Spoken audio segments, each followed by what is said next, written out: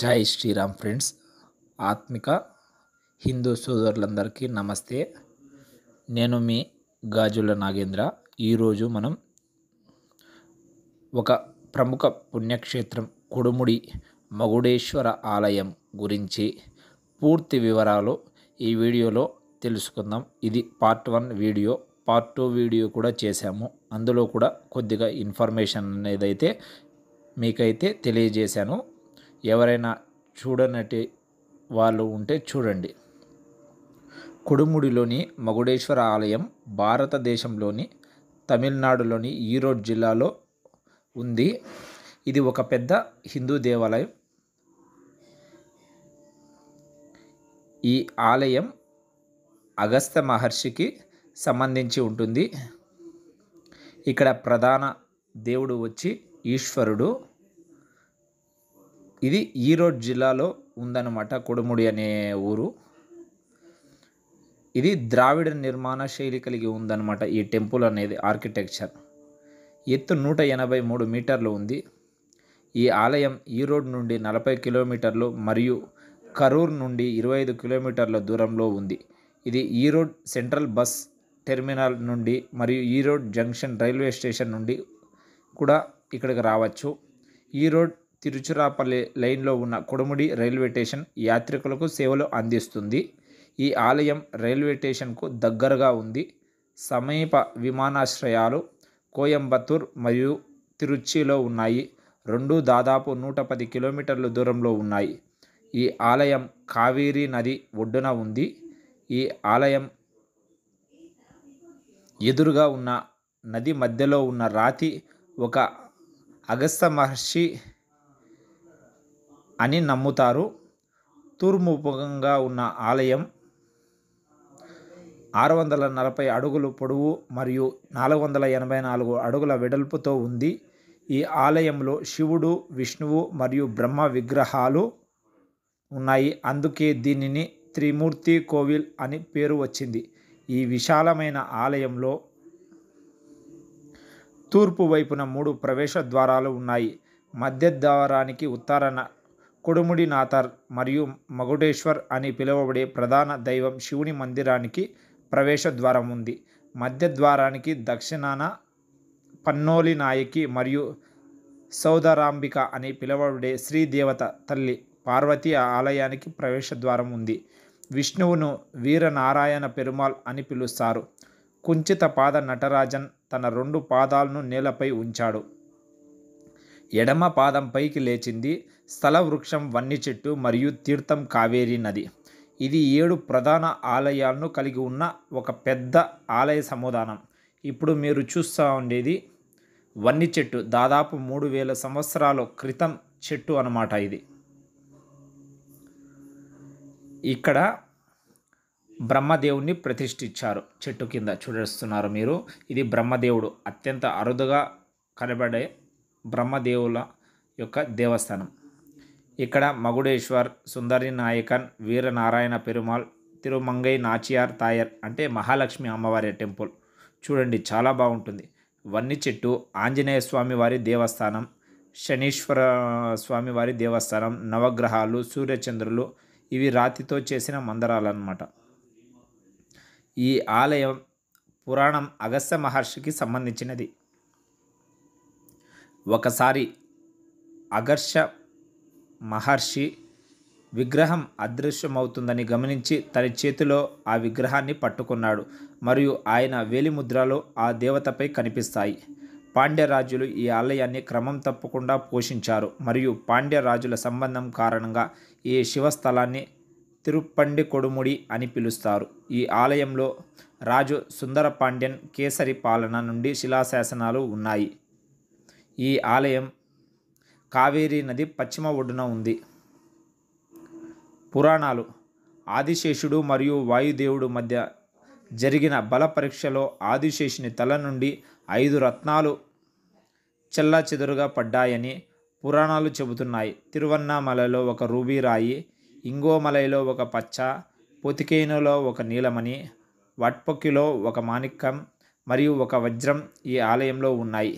భూమి సమతుల్యతను వంచడానికి అగస్త్యుడు దక్షిణం వైపు ప్రయాణించిన పురాణం పండికొట్కుముడితో ముడిపడి ఉంది. దిగువకు ఉన్న రైతుల కష్టాలను తొలగించడానికి అతని కమండలం యొక్క జలాలు ఇక్కడి నుండి కావేరీ నదిగా ప్రవహించాయని నమ్ముతారు. ఇక్కడి వినాయకుడిని కవిరికందన వినాయకుడు అని పిలుస్తారు. మలయ తువజు పాండియన్, మరవర్మన్, సుందర పాండియన్ మరియు పాండ్య కేసరివర్మన్ వంటి పాండ్య పాలకుల నుండి వచ్చిన దాన ధర్మాలు ఈ ఆలయానికి భూమి, ఆభరణాలు మొదలైనవి విరాళంగా ఇచ్చిన రాజులలో కొందరు. మరియు మన ఆంధ్ర రాజులు, విజయనగర రాజులు, చోళులు, పల్లులు కూడా ఈ ఆలయాన్ని ఎంతో అభివృద్ధి పరిచారు. దక్షిణామూర్తి స్వామివారు, కాలభైరవ స్వామివారు, నవగ్రహాలు, వివిధ దేవతా విగ్రహాలు, స్వామివారి దేవస్థానం, మగుడేశ్వర స్వామివారి దేవస్థానం, ఇది ఆంజనేయ స్వామివారి దేవస్థానం.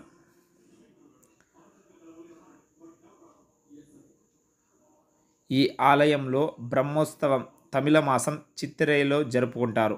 ఆడి పెరుక్కులో నదిలో వెలిగించిన దీపాలను వెలిగిస్తారు. పాల్గుని మరియు ఆవని అనే తమిళ నెలలలో 4 రోజుల పాటు సూర్యకిరణాలు శివుడు మరియు అంబల్ గర్భగుడిలోకి ప్రవేశిస్తాయి. ఇతర పండుగలు ఇప్పసి, పౌర్ణమి, తైపూసం అండ్ ఆరుద్ర దర్శనం.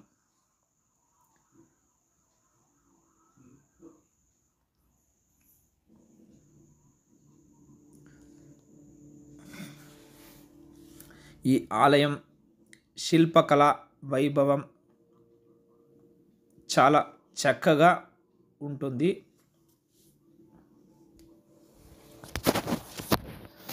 ద్రవిడ శైలిలో ఈ ఆలయం అయితే నిర్మించారు.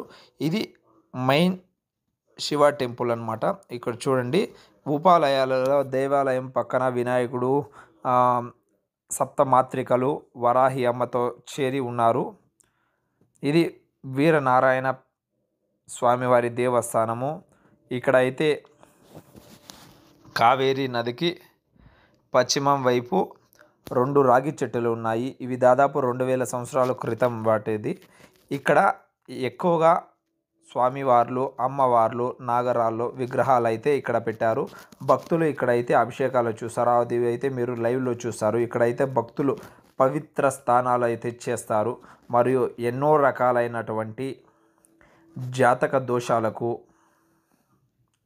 కుజ దోషాలకు ఈ బ్యాక్ సైడ్ చూస్తున్నారు కదా, ఈ విధంగా అభిషేకాలు అయితే చేస్తారు. కిందే 30 స్టెప్స్ ఉన్నాయి. ఆ 30 స్టెప్స్ దిగినట్లయితే చూడండి ఎత్తుకో వస్తున్నారు భక్తులు తెచ్చి ఇక్కడైతే అభిషేకం అయితే చేస్తూ ఉన్నారు. మీరు మీ జీవితంలో ఉన్నతంగా ఎదగాలి అంటే ఇక్కడ అభిషేకం చేస్తే చాలా మంచిది అని భక్తుల యొక్క విశ్వాసం. చూడండి, ఆ చిన్న చిన్న కుండలు ఇక్కడ రెంట్కి అయితే దొరుకుతాయన్నమాట. 30 రూపీస్, 20 రూపీస్ తీసుకుంటారు. మీకు ఇంకా అక్కడ నవధాన్యాలు, స్వామివారికి గెరికే, జిల్లేడు పువ్వులు, పసుపు, కుంకుమ ఇలాంటి పూజా సామాగ్రి మరియు ఇంకా అనేక రకాలైనటువంటి పరిహారాలకు ఉపయోగించే బొమ్మలు ఇక్కడ దొరుకుతాయి. మీ యొక్క ఏ విధమైన సమస్యకైనా ఇక్కడ పరిష్కారాలు చేస్తారనమాట. ఇది ఓన్గా ఏ విధమైన డబ్బు ఖర్చు పెట్టకుండా మనమే చేస్తామన్నమాట. స్వామివారికి కొన్ని వందల వేల సంఖ్యలో ఉన్న నాగరాలకు, వినాయక విగ్రహాలకు మనమే మన చేతిలో అభిషేకం చేస్తాము, మనమే పూజ చేస్తాము. ఎవరికి ఏ విధమైన డబ్బు అయితే ఇక్కడ ఇచ్చే పని లేదన్నమాట. నాకైతే చాలా సంతోషంగా ఉంది. నేను కూడా అయితే ఇక్కడ అయితే స్వామివారికి, అమ్మవారికి, ఈ వినాయకులకు, నాగరాళ్ళకు అయితే అభిషేకం అయితే చేశాను. చూడండి, కొన్ని వందల మంది, వేల మంది బస్సులు, లారీలు, టెంపోలు, ట్యాక్సీలు వేసుకొని వచ్చారు. నాకైతే చాలా ఆనందంగా ఉంది. ఇవనేది మన హిందుత్వాన్ని పెంపొందించే పట్టుకొమ్మల విధంగా ఇక్కడైతే భక్తులు అయితే చాలా విధంగా అయితే పూజలు అయితే చేస్తారు. చూడండి, కొన్ని వేల మంది అయితే ఇక్కడ నదీ స్నానాలు చేసి అక్కడ అభిషేకం చేసి మళ్ళా స్వామివారి దర్శనానికి అయితే వెళ్తారు. ఇక్కడ మీకు స్టార్టింగ్లోనే చూపించినాను, దేవస్థానం వారి డార్మెటరీ మరియు పెద్ద సత్రం మాదిరి ఉంది. అక్కడైతే రూమ్స్ అవైలబుల్గా ఉన్నాయి. ఓన్లీ 500 రూపీస్ నుంచి స్టార్ట్ అవుతుంది. డార్మెటీరియల్ పనుకోవాలంటే 10 రూపీస్ నుంచి 50 రూపీస్ వరకు ఛార్జ్ చేస్తారు. దాని పక్కలనే అయితే రెస్ట్ రూమ్స్ ఉన్నాయి. మీకు స్నానం చేసుకునేకి బాత్రూమ్స్ ఉన్నాయి. ఇక్కడ కోనేరు పక్కల అయితే స్నానం చేసేకి ఇవంతా అదే అనమాట, డ్రెస్ చేంజింగ్ రూమ్స్ అనమాట. 10 రూపీస్ తీసుకుంటారు డ్రెస్ చేంజింగ్స్కి. చూడండి ఆసన వినాయకుడు అనమాట. నాకైతే చాలా బాగా నచ్చిందనమాట. ఆ మావిటి ఎవరికైతే చెప్తాడో ఆశీర్వాదం ఇమ్మని వాళ్ళకి మాత్రమే ఆశీర్వాదం చేస్తుంది. ఒక చిన్న కట్టెతో అంత పెద్ద ఏనుగుని అయితే అతను కంట్రోల్ చేశాడు. ఏ విధంగా ట్రైనింగ్ తీసుకుంటున్నాడో చూడండి. ప్రతిదీ ఇక్కడ ఉన్న పెద్ద పెద్ద దేవాలయాల్లో ప్రతి దగ్గర అయితే ఏనుగు దర్శనం మొదటగానే చేస్తారు. మీకైతే లాస్ట్లో చూపించినాను కానీ నేను మొదటే తీసుకున్నాను అనమాట. చూడండి భక్తులు కొన్ని వందల వేల సంఖ్యలో ఈ విధంగా కావేరీ నది జలాలు తీసుకొని తెచ్చి స్వామివారికి అభిషేకం అయితే చేస్తారు. మీరు కూడా వెళ్ళండి. మన ఆంధ్ర నుండి సేలంకి ఉన్నాయి, ఈరోడ్కి ఉన్నాయి, తిరుచిరాపల్లికి ఉన్నాయి, కోయంబత్తూర్కి బస్సులు, ట్రైన్లు, ఫ్లైట్లు కూడా ఉన్నాయి. మీరైతే అక్కడికి వెళ్ళి అయితే అక్కడి నుంచి అయితే ఇక్కడికి రోడ్డు మార్గాన్ని అయితే రావచ్చు అనమాట. ఇక్కడ చూడండి పంతుల్లో అయితే ఎక్కువ మంది ఉంటారు, అక్కడే పూజలు చేస్తారు. మీరు ఏ విధమైన సమస్య చెప్తే దానికి తగ్గట్టుగా పూజలు చేస్తారు. మరి దేవస్థానం తరఫున కూడా పూజలు చేస్తారనమాట. అక్కడ కూడా ఉన్నారు. మీరు అక్కడ టోకెన్ తీసుకోవచ్చు, లేదంటే ఇక్కడ డైరెక్ట్గా ఇక్కడ లోకల్ పీపుల్ ద్వారానే కూడా చేసుకోవచ్చు అనమాట. ఇలాంటి మరెన్నో వీడియోలు మీరు చూడాలంటే మన ఛానల్ను లైక్ చేయండి, షేర్ చేయండి, సబ్స్క్రైబ్ చేయండి. Thank you for watching. ఇలాంటి వీడియోనే ఈ కొడిముడికి సంబంధించిన వీడియోనే మన ఛానల్లో ఇంకా ఒకటి అప్లోడ్ చేశాను. అది పార్ట్ 2 విధంగా ఉంది. మీరు దాన్ని కూడా చూసి మొత్తం తెలుసుకొని అక్కడికి ఒకసారి వెళ్ళిరండి. ఓం నమః శివాయ.